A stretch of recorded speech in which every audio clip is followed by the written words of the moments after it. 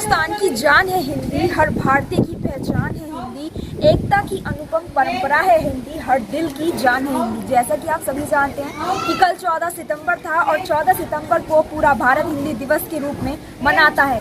इस दिन विद्यालयों में, शैक्षिक संस्थानों में, कॉलेजों में हिंदी दिवस के लिए, हिंदी दिवस के अवसर पर हिंदी में वाद विवाद का प्रोग्राम कराए जाते हैं, निबंध प्रतियोगिताएं कराई जाती हैं, पोस्टर प्रतियोगिताएं कराई जाती हैं, जिससे बच्चों के अंदर हिंदी भाषा को लेकर एक जागरूकता पैदा हो सके और जिससे वो समाज में हिंदी भाषा का प्रचार प्रसार भी कर सकें। तो लेकिन इसी बीच एक बड़ा सवाल यह भी उठता है कि हिंदी दिवस क्यों मनाया जाता है, हिंदी को राजभाषा के रूप में क्यों जो है वो माना जाता है। ये एक जो है वो बड़ा सवाल उठता है, क्योंकि बच्चे जो है, एक आप जानते हैं कि जागरूकता उनके दिमाग में जो है पैदा होती है, तरह तरह के सवाल उनके जो है दिमाग में जो है वो आते हैं। तो इसीलिए ये बड़ा सवाल होता है। अगर हिंदी भाषा के इतिहास की हम बात करें तो हिंदी भाषा का इतिहास इंडो यूरोपियन भाषा के परिवार के इंडो आर्यन शाखा से जुड़ा है, जिसे देवनागरी लिपि के रूप में भारत की आधिकारिक भाषा के रूप में लिखा गया था। क्योंकि जब भारत आज़ाद हुआ था तो एक बड़ा सवाल यह था अपनी भाषा को लेकर, क्योंकि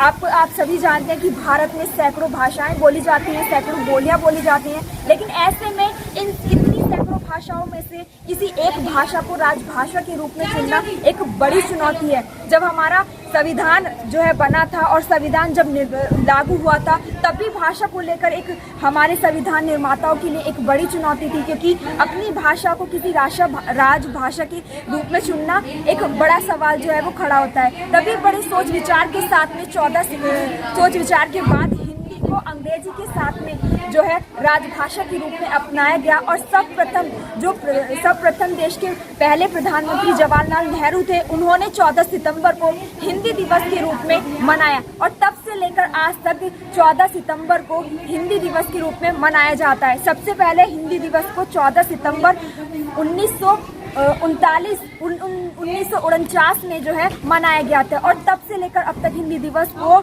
इसी दिन में मनाया जाता है। इस दिन स्कूल कॉलेजों में, जैसे कि मैंने पहले ही बताया था, निबंध प्रतियोगिताएं की जाती हैं, पोस्टर प्रतियोगिताएं की जाती हैं, बच्चों से हिंदी के ऊपर सवाल किए जाते हैं, सरकारी गैर सरकारी संस्थानों में हिंदी में ही बात की जाती है और ये भी कहा जाता है कि हिंदी का हम ज़्यादा से ज़्यादा प्रचार भी कर सकें। और वर्तमान समय में देखा जाए तो हिंदी जो है तृतीय नंबर पर बोलने वाली भाषा जो है बन चुकी है। और आज मैं आपको बता दूं कि न्यूज़ 20 द्वारा हिंदी का एक कंपटीशन कराया गया है, निबंध प्रतियोगिता जो है वो कराई जा रही है। कल भी हमने 4 जगहों पर जाकर, 4 विद्यालयों में जाकर बच्चों के बीच निबंध प्रतियोगिता का आयोजन कराया था, जिससे बच्चों के प्रति कहीं ना कहीं जागरूकता बढ़ सके। और आज हम पहुंचे जनपद रामगढ़ के चौधरपुर स्थित RDF इंटर कॉलेज में और यहाँ पर भी हमने निबंध प्रतियोगिता का आयोजन कराया है। तो चलिए आगे बढ़ते हैं और उन बच्चों से हिंदी में, हिंदी भाषा के बारे में सवाल जवाब करते हैं ताकि उनकी थोड़ी सी और जागरूकता बढ़े। तो चलिए।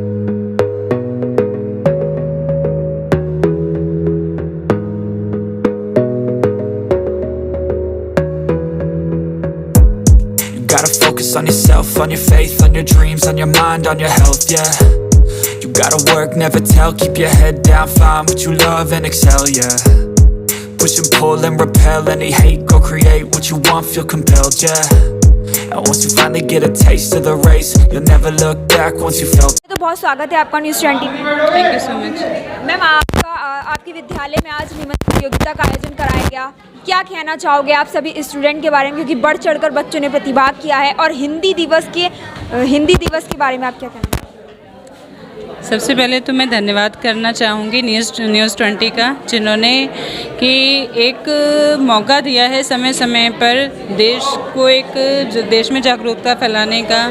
और आज जबकि हिंदी दिवस है तो हिंदी भाषा को, जो कि हमारी राष्ट्रभाषा है और हमारी संस्कृति, हमारी सभ्यता है, उसको एक नया आयाम देने के लिए, उसका महत्व बढ़ाने के लिए आज उन्होंने एक निबंध प्रतियोगिता के रूप में यहाँ पे कोशिश की है।